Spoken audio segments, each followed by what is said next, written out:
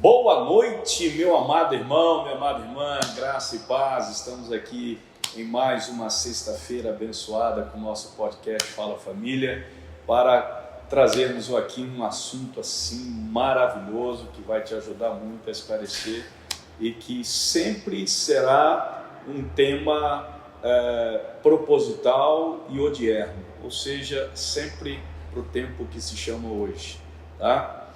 Crente pode divorciar? O que você acha?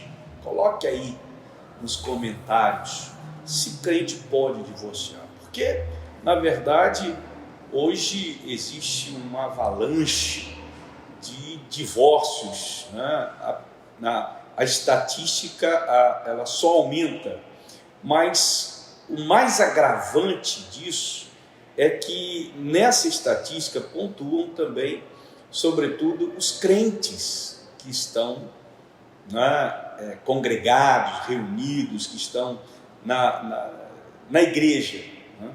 Então, isso aí me assusta, isso aí assusta a gente, porque as pessoas levam esse assunto como sendo uma coisa natural, o crente se divorciar, se separar, como sendo uma coisa natural. E aí vem a palavra, né? Vem a palavra, o que a palavra diz a respeito disso. A gente vê crentes de todo tipo, né? Inclusive pastores que se divorciam e que continuam pastoreando, enfim. Eu não quero entrar aqui na particularidade de ninguém, pelo amor de Deus. Eu quero expor aqui o meu entendimento, posicionamento bíblico com relação a essa questão do divórcio, tá? Então, pastor, o crente pode ou não pode se divorciar, né? Ele pode ou não pode? Ele pode e ele também não pode. Há como entender isso, né? Que entender que não vale divórcio? A Bíblia mostra claramente isso. Não vale divórcio por qualquer motivo. Tem gente divorciando aí por motivos completamente banais. E a Bíblia só nos aponta dois motivos, duas exceções, na verdade, né? E os dois textos, as duas exceções que eu vou colocar aqui, na verdade, são os dois textos que são amparados pela palavra de Deus, né? Quando chegaram para Jesus, o primeiro texto está lá em Mateus capítulo 19, quando chegaram para Jesus, os fariseus, eles chegaram para Jesus tentando pegar Jesus ali num contrapé, né? Então está escrito assim: vieram até Jesus alguns fariseus e o experimentaram, ou seja, não é uma pergunta honesta, na verdade é uma pergunta para colocar a pessoa assim numa enrascada, né? É uma pergunta assim para jogar a pessoa contra outras pessoas, né? Mas Jesus, sabiamente, ele responde com uma outra pergunta. Porque quando alguém chega para você querendo colocar você na parede, né, a melhor saída é você responder com uma outra pergunta. Jesus respondeu assim: é lícito ao marido repudiar sua mulher por qualquer motivo? Primeiro eles perguntaram a Jesus se, para pegar ele, vieram e experimentaram fazendo essa pergunta, né? É lícito ao marido repudiar sua mulher por qualquer motivo? Essa foi a pergunta que eles fizeram para Jesus. Jesus devolveu com outra pergunta. Olha a resposta de Jesus: não tendes lido que o Criador desde o princípio fez homem e mulher, e por isso disse ao homem: deixará o homem seu pai e sua mãe, e se unirá à sua mulher, tornando os dois em uma só carne, e o que Deus ajuntou não separe o homem? Olha a pergunta de Jesus respondendo. Jesus foi para o casamento, né? O que Jesus está falando aqui para eles é o seguinte: a pergunta é sobre o divórcio dos fariseus. A resposta de Jesus é sobre casamento. É sobre casamento. Então, veja, de novo, eles perguntaram assim: é lícito ao marido repudiar sua mulher por qualquer motivo? Aí Jesus respondeu para eles: não tendes lido, lá também no texto sagrado, que o Criador desde o princípio fez homem e mulher, e por isso disse ao homem: deixará o homem seu pai e sua mãe, e se unirá à sua mulher, tornando os dois em uma só carne, e o que Deus ajuntou não separa o homem. Não separa o homem. Então, Jesus mostrou para eles o seguinte: vocês estão me falando de divórcio, eu estou falando para vocês de casamento. Sabe por quê, querido? Que Jesus inverteu a coisa? Por quê, pastor? Porque tem tanto divórcio hoje, tanto divórcio, que as pessoas não param para pensar o que é realmente o casamento. As pessoas estão entendendo ou não entendem o que é realmente o casamento. Se as pessoas parassem para refletir o que é realmente o casamento, com certeza nós teríamos muito menos divórcio e essa estatística ela ia diminuir consideravelmente. Tá? E você percebe que nas décadas passadas não se tinha tanto divórcio, porque as pessoas entendiam mais sobre o casamento, sobre o que era o casamento. E o que é um casamento? Eu vou te falar o que é um casamento, mas à luz do que Jesus deixou claro aqui. O que Jesus disse o que é um casamento? Primeiro, casamento é heterossexual. Desculpa aí. Casamento é heterossexual. Quem está falando isso? Jesus. Deixará o homem seu pai, sua mãe, e se unirá à sua mulher. Não é a união de um homem com um homem, ou de uma mulher com uma mulher. É o homem com uma mulher. Você está entendendo isso ou não? Pega a coisa como ela deve ser.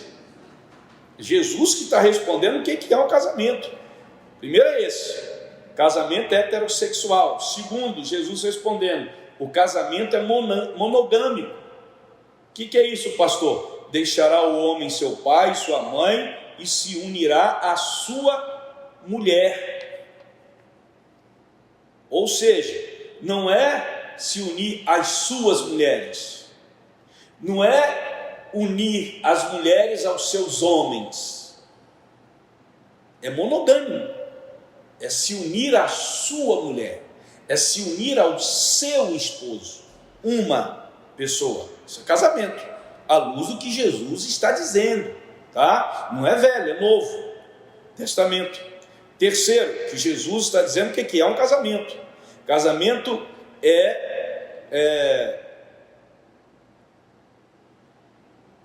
o casamento é indissolúvel. O que Deus quis dizer com isso? O que Deus uniu, não separe o homem. Você entendeu isso? Não separe o homem. E quarto, a relação sexual, do ponto de vista de Jesus, é só no casamento. Porque unir-se-á o homem e a sua mulher, e ambos se tornarão uma só carne. Ou seja, a relação sexual é só no casamento. No casamento, na união daquelas duas pessoas. E por fim, que será indissolúvel. E não vai separar o homem que Deus uniu. Entenderam? Pegaram aí? Então, agora, aí eles voltam. Veja só, os fariseus voltam com outra pergunta para cima de Jesus. No versículo 7, eles replicaram e perguntaram: por que então Moisés mandou dar carta de divórcio e repudiar? Olha só como que eles tentam pegar. Por que Moisés então mandou dar carta de divórcio? Bem, aí Jesus olha para eles, e de repente, na verdade, Jesus está mostrando para eles o seguinte: vocês não estão entendendo Moisés, vocês não leram Moisés, vocês interpretaram de forma equivocada, errada, o que Moisés quis dizer. Moisés nunca mandou dar carta de divórcio. ele permitiu dar carta de divórcio por causa da dureza do vosso coração. Aí Jesus continua: entretanto, não foi assim desde o princípio. Não foi assim. Em outras palavras, o que Jesus mostrou? Que Deus instituiu o casamento, mas Deus não instituiu o divórcio. O divórcio, querido, é um instituto humano. E por que existe o divórcio? Por causa da dureza do coração. Moisés não mandou dar, Moisés permitiu por causa da dureza do coração. Você vai dar por causa da dureza do seu coração. Não que seja essa a vontade de Deus. Você está pegando aí? Então, a dureza do coração, querido, é a incapacidade da outra pessoa de perdoar. A verdade é essa. Esse assunto, ele foi tratado no capítulo anterior, no capítulo 18. Aí Jesus, nesse capítulo 19, ele traz uma cláusula de exceção para o divórcio. No versículo 9, ele: porém vos digo, quem repudiar sua mulher, não sendo por relações sexuais ilícitas e casar com outra, comete adultério. Ou seja, se houve adultério, a parte traída pode, não está dizendo que deve, pode. Por que pode e não deve, pastor? Porque melhor do que divorciar, se puder perdoar e restaurar, maravilhoso. Mas se houve infidelidade, a parte traída pode. E se há divórcio legítimo, então há um novo casamento legítimo. Essa pessoa que foi traída, ela pode legitimamente, à luz da palavra de Deus, casar-se de novo. E eu quero abrir um parênteses aqui para essa infidelidade, querido. Tá? Essa infidelidade, ela se traduz, no meu entendimento, tá? Não só num aspecto de uma traição carnal, mas de uma traição moral, no sentido do homem, por exemplo, que bate na mulher, né? Ele está traindo a sua mulher. Traindo como, pastor? Traindo a sua mulher com a aliança que foi feita, o pacto que foi feito, de amar a sua mulher. Quem ama batendo desse jeito? Né? Quando Jesus falou, olha, que nós devemos amar a nossa mulher como Cristo amou a igreja. Como que Cristo amou a igreja? Cristo perseverou até o fim.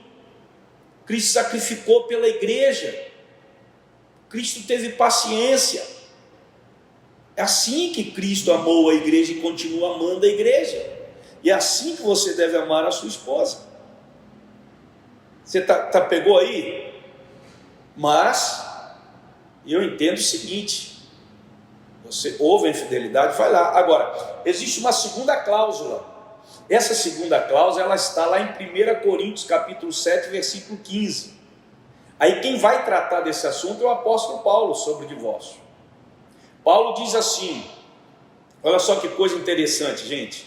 Ele diz assim: mas se o descrente se apartar, aparte-se, porque nesse caso não está sujeito o irmão ou a irmã à servidão, mas Deus chamou-nos para a paz. O ponto aqui é o seguinte: imagine comigo, José e Maria se casaram, os dois não são crentes.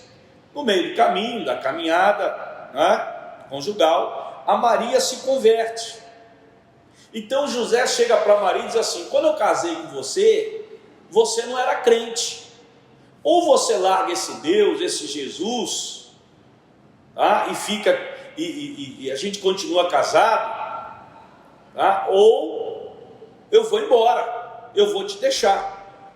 Exatamente assim, eu estou dando um exemplo, tá? Aí José vai embora, larga Maria, porque ela decidiu não largar Jesus, não largar o Senhor.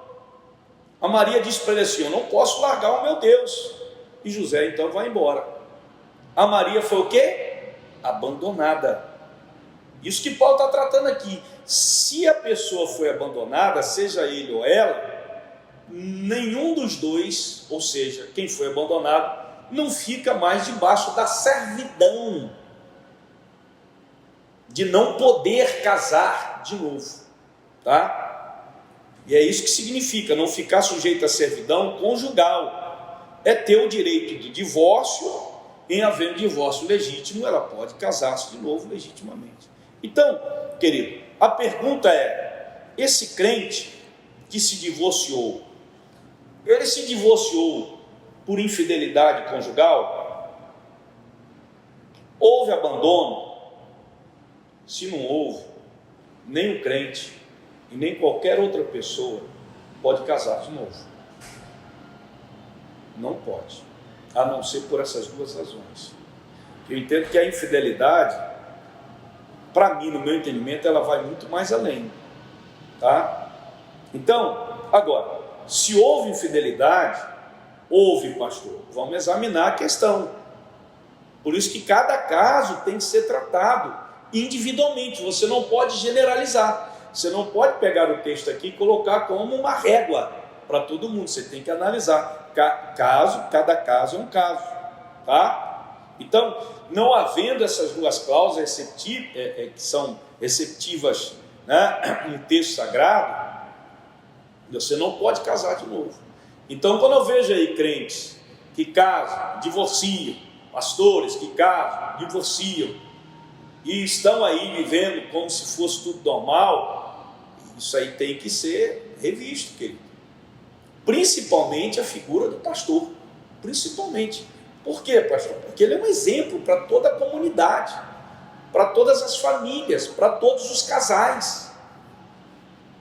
Sabe? Então, isso é muito sério quando a gente trata do casamento, tá? E isso todo crente tem que ter esse cuidado quando vai casar. Eu falo muito sobre isso, sabe, sobre o casamento. Então eu sei que isso aqui atinge muita gente, eu sei que isso aqui pode mexer com muita gente, tá? Mas eu quero falar para você com todo carinho, todo amor. Pastor, o meu caso não foi esse, o meu caso não foi por infidelidade, o meu caso não foi por abandono, né? O meu caso foi outro. Tem que analisar o seu caso, querido, tá? Porque é muito sério isso daqui. Isso aqui é Jesus que está tratando isso daqui no Novo Testamento. Ele está dando uma resposta para os fariseus, os religiosos da época, que tratavam dessa questão. Você está comigo? Entendeu? Então, eu estou aqui mostrando para vocês, o crente pode divorciar. Cara, à luz da Bíblia, ele só tem duas exceções, tá? E aí, pastor, se é uma mulher, aí vem os casos. Se eu for pontuar aqui os casos, você vai ficar também aí colocando no comentário os casos. Você tem que analisar caso por caso e trazê-lo à luz da Bíblia, ver se então há respaldo para que isso realmente tenha acontecido, tá? Se realmente você está apto a casar de novo, se você casou de novo, né? Como que está realmente a sua situação à luz da palavra de Deus, como que Deus está olhando isso daí, tá?